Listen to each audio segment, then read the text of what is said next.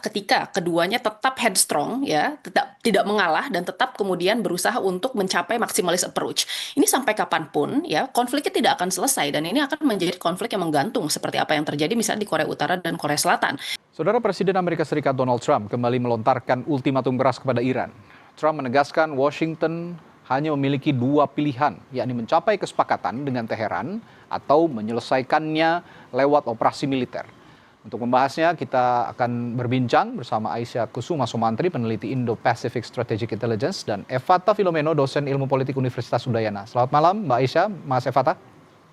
Selamat malam Mas Radi, selamat malam Mas Evata. Selamat malam. Ya, lagi-lagi ada ultimatum dari Presiden Amerika Serikat, Mbak Aisyah. Ultimatum perang dari Trump ini, apakah menurut Anda ini murni strategi negosiasi atau art of deal untuk menekan Iran, atau memang ada persiapan militer yang nyata di lapangan, kira-kira? Ya, saya kira ini merupakan lagu lama yang terus diputar kembali ya Mas Radi. Jadi kalau kita lihat dari pembicaraan yang selalu diutarakan oleh Donald Trump, ya Amerika Serikat itu tetap melakukan yang namanya strategi coercive diplomacy. Jadi sebenarnya menekan Iran untuk bisa menekankan keinginan Amerika Serikat yang sesungguhnya. Jadi kita lihat sebenarnya MOU setelah ditandatangani kemarin dan kita harus pahami bersama bahwa MOU ini bukan merupakan perjanjian akhir ya, tetapi merupakan baseline untuk bisa mencapai kondisi yang sebenarnya kondusif untuk bisa melakukan negosiasi. Nah, permasalahannya ketika kita lihat 14 poin yang disepakati di dalam MOU tersebut, itu hampir keseluruhan MOU-nya itu menguntungkan pihak Iran, termasuk diantaranya adalah pembicaraan mengenai permasalahan nuklir ya, yang rencananya nanti akan dilaksanakan dalam waktu 60 hari ke depan ini, gitu ya. Itu sendiri sebenarnya sudah selesai dibicarakan di JCPOA di tahun 2015. Makanya saya kira sebenarnya Amerika Serikat ini berusaha untuk menekan Iran terus-menerus agar mereka bisa ya mendapatkan posisi tawar yang lebih tinggi ketika nanti terjadi pembicaraan-pembicaraan lain. Karena apa yang sudah disepakati tadinya di MOU kemarin itu hanya baseline awal, tetapi mereka berencana untuk mengadakan sebenarnya pembicaraan-pembicaraan dan diskusi lanjutan terkait apa yang ingin dicapai oleh Amerika Serikat maupun Iran. Makanya kemarin kita mengetahui bahwa ada pertemuan yang dilakukan di Qatar ya, meskipun pada akhirnya ini juga belum mencapai kesepakatan tertentu dan nanti pasti akan ada pembicaraan-pembicaraan lanjutan yang kemudian dilakukan untuk follow up apa yang kemudian sudah dicapai. Tetapi permasalahannya kalau kita lihat di sini ada sebenarnya sedikit perbedaan persepsi dari Amerika Serikat dengan Iran ya, bahwa kita bilang di dalam MOU ini rata-rata the devil is in the detail. Masalahnya ini sangat rawan diinterpretasikan, apalagi kalau kita bicara tentang poin kelima ya. Untuk poin pertama ini selalu yang diangkat oleh Amerika Serikat bahwa seharusnya Iran ini menghilangkan sebenarnya seluruh aktivitas militer yang ada di Selat Hormuz, tetapi sebenarnya Iran selalu merefer ke poin kelima yang menyatakan bahwa ya Selat Hormuz seharusnya berada di dalam kontrol Iran sampai 60 hari ya, pembicaraan terkait pengaturan akhir ini sudah disepakati. Nah, perspektif Amerika Serikat dengan Iran dalam hal ini agak berbeda karena Amerika Serikat mengatakan bahwa mereka ini akan membuka Selat Hormuz dengan ya narasi bahwa Selat Hormuz akan kembali ke awal sebelum perang. Masalahnya Iran di sini menganggap bahwa Selat Hormuz tetap berada dalam kuasa Iran. Jadi saya rasa di situ masih menciptakan ada gesekan-gesekan di antara Iran dan Amerika Serikat dan kita terjebak di dalam tangga eskalasi yang terjadi di awal perang. Meskipun ya secara intensitas konflik ini sudah secara signifikan menurun sejak MOU-nya ditandatangani di tanggal 19 kemarin. Oke, ya ini ya seperti yang Mbak Aisyah katakan, memang lagu lama gitu ya, kaset rusak yang kembali diputar oleh Donald Trump. Tapi kalau dari perspektif politik, dari kacamata ilmu politik, Mas Evata, ultimatum Presiden Donald Trump ini sebenarnya lebih didorong untuk kebutuhan luar negeri atau yang tegas untuk memenuhi basis pemilih domestik di Amerika Serikat? Karena kan kita tahu sendiri bahwa saat ini masih ada pemilihan sela ya di Amerika Serikat, Mas Evata. Ya, bahwa memang pada kenyataannya Amerika Serikat berupaya semaksimal mungkin untuk tetap menekan. Akan tetapi tekanan ini sebenarnya kalau dalam sisi politik saya melihat justru untuk mendiamkan Israel. Apabila Amerika tidak melakukan tekanan yang signifikan, maka Israel akan menyerang Iran secara membabi buta. Hal ini tidak lepas karena ternyata secara nyata bahwa Israel itu sudah melakukan serangan titik tekan yang cukup dalam ya, sampai ke 20% wilayah Lebanon begitu. Nah, ini kan menjadi tanda yang cukup terlihat sebenarnya bahwa Amerika Serikat dipaksa oleh Israel untuk melakukan statement dan mereka dipaksa untuk melakukan satu tekanan-tekanan yang bersifat militeristik ataupun secara diplomatik. Kalau tidak ada great deal maka no deal. Nah, kita juga bisa melihat bahwa sebenarnya dalam posisi daya tawar kali ini, kedua belah pihak itu saling bekerja sama begitu. Israel juga melakukan operasi yang sangat signifikan. Mereka tahu bahwa dalam upacara dan dalam situasi kedukaan seperti ini adalah titik terlemah dari Iran yang sama ini mampu mensupport Hizbullah begitu. Nah, maka sebenarnya dalam kondisi seperti ini ada satu ketakutan besar dari tubuh Iran dan juga dari tubuh koalisi-koalisi yang semuanya lagi berkumpul di sana begitu. Ya. Nah, ini sebenarnya menjadi satu poin yang harusnya kita bisa lihat bahwa kaset rusak ini itu memiliki makna yang sudah bercabang begitu. Dan kita harus melihat dan menghitung kembali bahwa Donald Trump hari ini itu dalam beberapa pertemuan dengan NATO juga mulai mengkampanyekan bahwa dia sangat kecewa dengan NATO yang sama sekali tidak membantu Amerika Serikat begitu. Dan justru malah NATO sekarang ketakutan bahwa Amerika Serikat lebih berkawan baik dengan Rusia. Rusia. Nah, ini kan sebenarnya ada love dan hate yang terjadi. Maka secara real politik dalam kacamata yang bisa kita lihat ya di balik itu semua dalam kondisi saling terikat dan saling menjerat begitu. Meskipun dalam posisi kayak ini berapa negara akhirnya cukup dirugikan dan kita tahu urat nadi ini harus dijaga secara komprehensif dan dijaga secara bersama. Itu yang lagi dibuat oleh dunia. Dalam istilah saya semua sedang menari di atas banana ya atau di atas dari pisang itu sendiri. Jadi bahaya sekali untuk terselip. Ya. Dan kalau kita cermati soal kawasan, ini kan ada eskalasi baru ya di Selat Hormuz, Mbak Aisyah. Tapi yang ingin saya tanyakan soal kestabilan kawasan termasuk Indo-Pasifik juga. Kalau melihat situasi yang saat ini terjadi, bagaimana eskalasi konflik AS-Iran ini akan memengaruhi dinamika keamanan di kawasan, terutama di Indo-Pasifik? Apakah juga Tiongkok atau Rusia memanfaatkan kekosongan kekuatan Amerika Serikat di Timur Tengah? Ya, mau tidak mau memang kita harus menerima bahwa sekarang dunia ini sudah mulai masuk ke dalam struktur internasional yang sudah mulai bergeser. Karena ada teori yang bernama apa namanya power cycle teori yang menyatakan bahwa yang namanya hegemoni itu hanya akan bisa bertahan selama kurang lebih 100 tahun. Amerika Serikat ini sudah menikmati kurang lebih 80 tahun ya dari total 100 tahun Amerika Serikat menjadi hegemon di dunia internasional dan sekarang sebenarnya banyak expert yang menilai bahwa Amerika itu sedang dalam masa decline. Nah, permasalahannya kita lihat di sini ada polar-polar baru yang muncul ya, di antaranya adalah China dan kemudian Rusia gitu. Tetapi kemudian apakah ini akan merubah sebenarnya dinamika ke depannya itu seperti apa? Jawabannya tidak, tetapi ini hanya akan mempercepat perubahan yang memang sebenarnya sudah diprediksikan sebelumnya.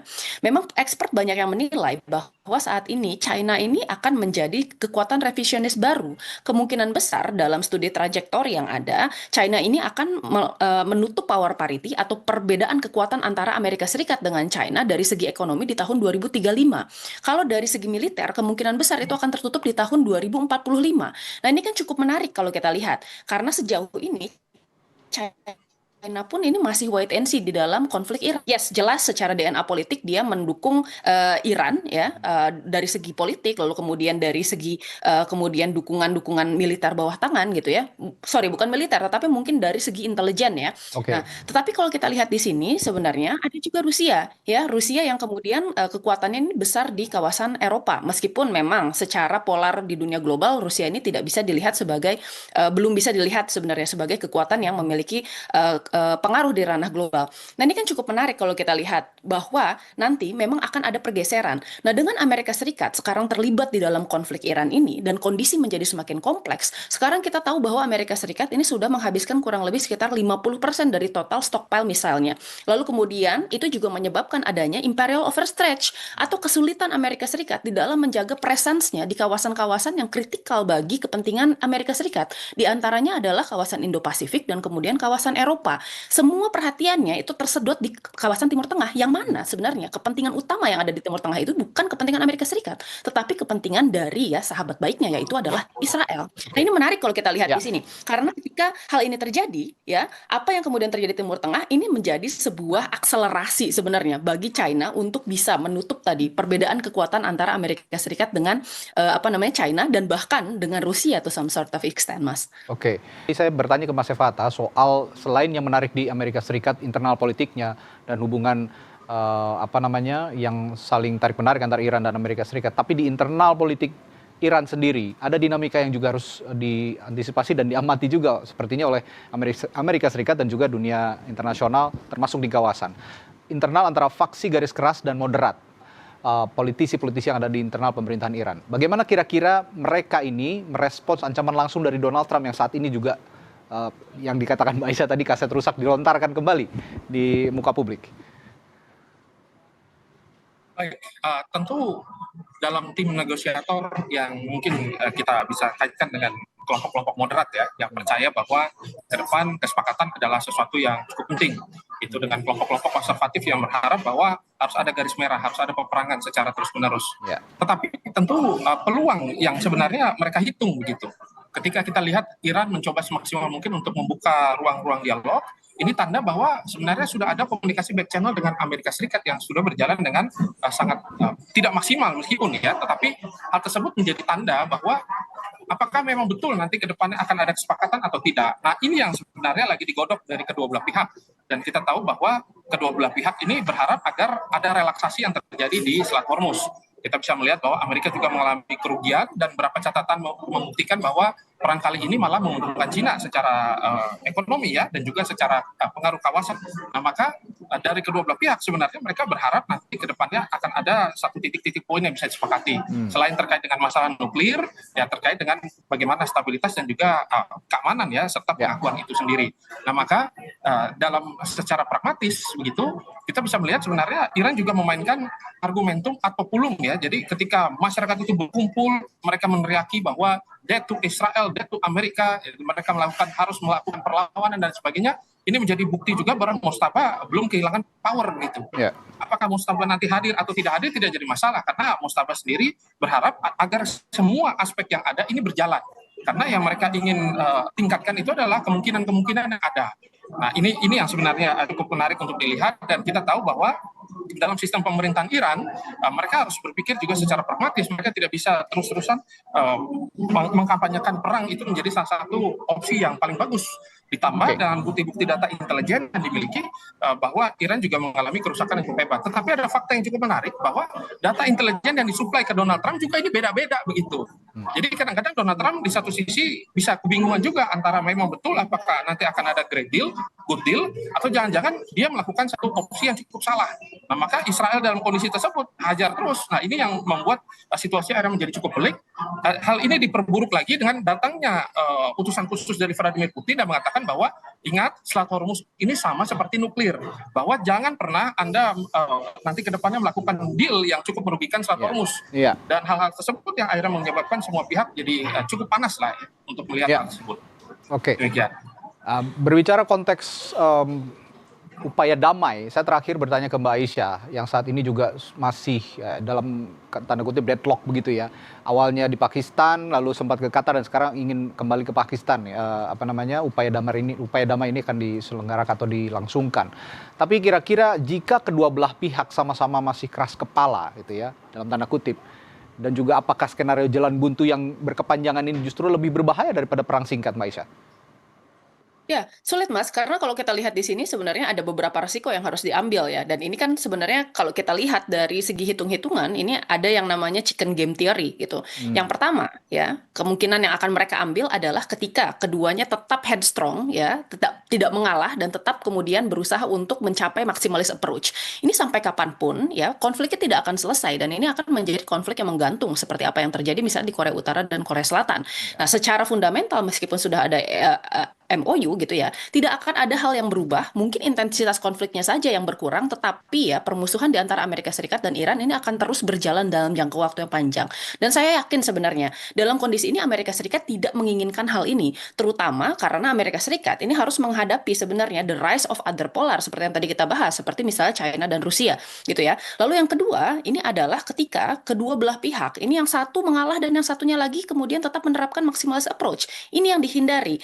Karena itu sebenarnya kemungkinan yang paling memungkinkan ketika kita bicara tentang negosiasi adalah kemungkinan terakhir, yaitu adalah ketika kedua negara ini berusaha untuk melakukan konsesi dengan sama-sama berkompromi. Pasti akan ada ya keinginan-keinginan tertentu yang nanti dicapai oleh negara ini dan keinginan tertentu yang tidak bisa tercapai karena kedua negara tadi harus mengkompromikan sesuatu untuk bisa mendapatkan perdamaian. Itu menjadi ganjaran dari harga perdamaian yang harus dibayar oleh negara tersebut.